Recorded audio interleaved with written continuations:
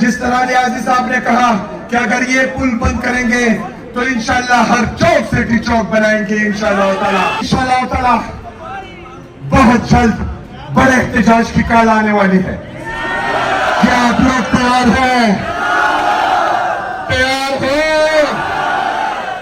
तैयार रहना इंशाल्लाह ताला।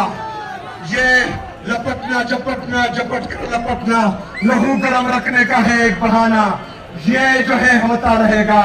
लेकिन जब बड़े एहतजाज की काल आएगी तो मेरे पाकिस्तानियों जहां जहां पर मुझे सुन रहे हो, याद रखना कि इस दफा गलती की कोई गुंजाइश नहीं होगी। इस दफा इंशाल्लाह ताला पूरा पाकिस्तान निकलेगा इंशाल्लाह ताला। मुझे आपसे बहुत बड़ा गिला है। आप बहुत